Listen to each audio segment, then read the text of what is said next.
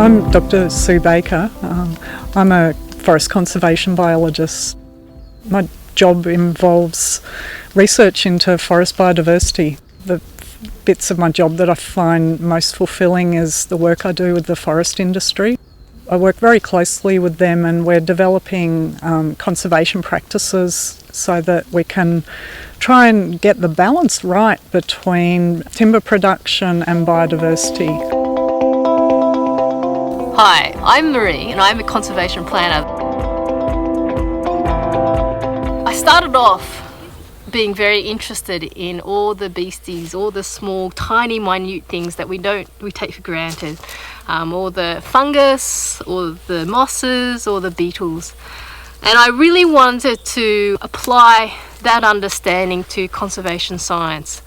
And recognising that we have a footprint within our forests, how we can apply that knowledge to make sure how we manage the forest, how we use the forest, is done in a way that is sustainable, safe and healthy for the environment and for future generations.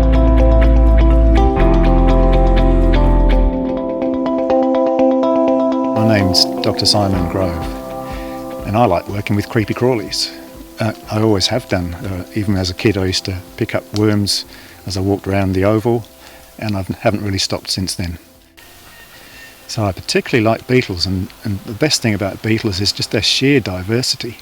About 1 in every 3 known insect species is a beetle. So really, if you took a random species from planet Earth, the chances are you get a beetle. One thing I like about studying beetles is that every day is Christmas, really, because every time you go out into the forest, you're going to find something new, something unexpected.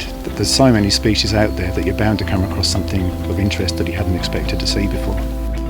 Hi, I'm Tim. I work at the university. I've worked in the forest industry for 40 years. I love working in forest. I love forestry. I love understanding forests. I particularly love understanding why forests are healthy or unhealthy. So I started my career as a forest pathologist, trying to understand why this tree died, looking for fungi, diseases which cause trees to get unhealthy. Just became a lifelong passion with me to understand the life inside a forest.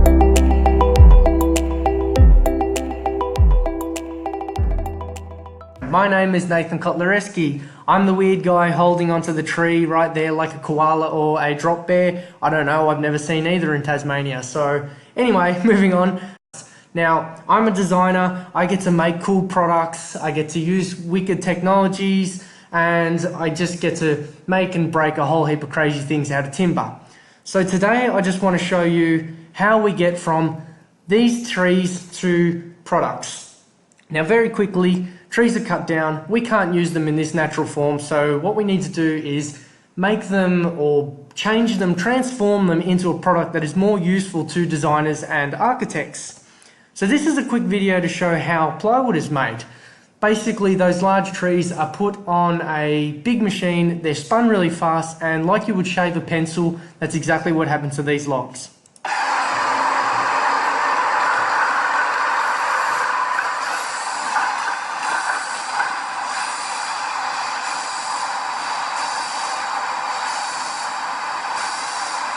Pretty cool, I know, right? I've spent days in this timber mill. This one is in Tasmania. I've spent days in this mill watching trees getting peeled into these veneers. And here they are. So what happens is the tree is taken into the mill, it's peeled, it's laid up into all these sheets, they're then glued together and they're pressed together to make plywood.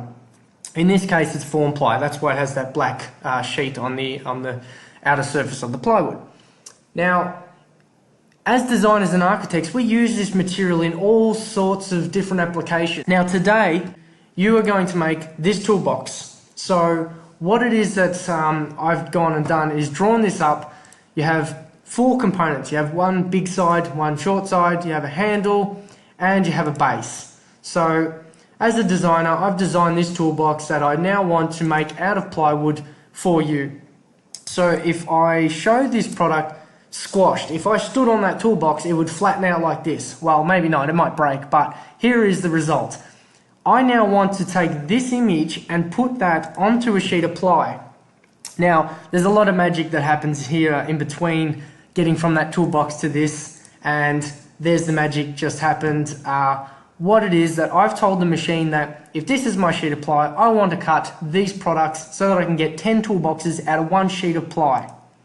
So if I now go and preview, I'll show you what the machine's about to do. Bang, just cut a whole heap of keys, and bam, there you go. Now it's cutting the rest of the products.